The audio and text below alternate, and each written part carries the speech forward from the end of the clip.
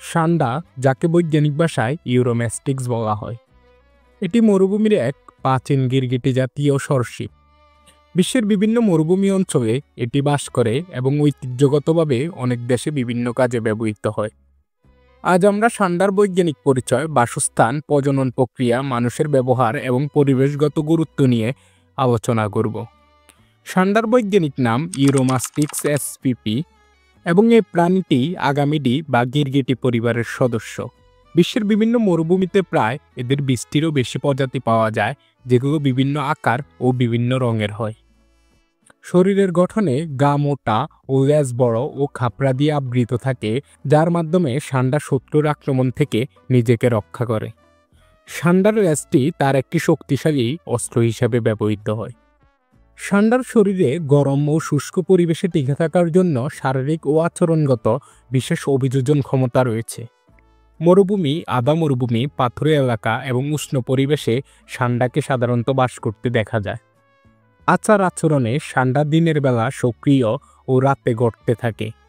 তারা গর্ত খুঁড়ে বাস করে, যা গরম থেকে সুরক্ষা দেয়। সান্ডা সাধারণত উদ্ভিদভোজী, পাতা, ফুল, ফল, শিকড় এবং মাঝে মাঝে ছোট ছোট কীটপতঙ্গ খায়। সান্ডা জীবনচক্রে শীতকালে নিষ্ক্রিয় থাকে এবং বসন্তে পুনরায় সক্রিয় হয়। প্রজননের জন্য বসন্তকালে এরা নির্দিষ্ট স্থানে সাধারণত 10 থেকে 20টি ডিম পাড়ে এবং ডিম ফুটতে সাধারণত 60 থেকে 80 দিন সময় লাগে। জন্মের পরপরই বাচ্চারা স্বতন্ত্র জীবন শুরু করে। প্রাকৃতিক পরিবেশে সান্ডা সাধারণত প্রায় 10 থেকে 15 বছর পর্যন্ত বাঁচতে পারে। মানুষ সাধারণত খাদ্য হিসেবে তৈ ও ওষুধি কাজেও সান্ডাকে ব্যবহার করে থাকে। মরুভূমি অঞ্চলের কিছু জনগোষ্ঠীর কাছে সান্ডা ঐতিহ্যগত খাদ্য, তবে বৈজ্ঞানিক ভিত্তিতে পুষ্টিগুণ ও স্বাস্থ্য উপকারিতা সম্পর্কে স্পষ্ট প্রমাণ নেই। সান্ডার লেজ থেকে নির্যাস বা তৈ সংগ্রহ করা হয়।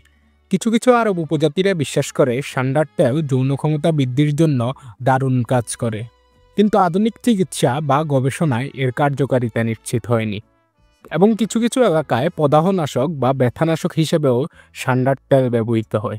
সান্ডার তেল বা মাংসের উপর বৈজ্ঞানিকভাবে গবেষণা এখনও সীমিত। আধুনিক চিকিৎসা বিজ্ঞান সান্ডার তেলকে কার্যকারী বলে মনে করে না, বরং অবৈজ্ঞানিকভাবে ব্যবহারের জন্য তারা স্বাস্থ্য ঝুঁকির আশঙ্কা করে। তাই সান্ডার তেল ব্যবহার আজকাল নিয়ন্ত্রণ করা জরুরি। বিশ্বের বিভিন্ন অঞ্চলে সান্ডা বিপন্ন বা সংরক্ষিত প্রজাতি। বন্যপ্রাণী আইন অনুসারে এর শিকার ও অবৈধ বাণিজ্য কিছু কিছু দেশে নিষিদ্ধ। প্রাকৃতিক বাসস্থান রক্ষায় সবার সচেতনতা প্রয়োজন। উদ্ভিদ নিয়ন্ত্রণ ও খাদ্য শৃঙ্খলের ভূমিকার জন্য পরিবেশে সান্ডার অবদান গুরুত্বপূর্ণ। সান্ডা মরুভূমির এক অনন্য প্রাকৃতিক সম্পদ, যার বৈজ্ঞানিক ও সাংস্কৃতিক গুরুত্ব আছে।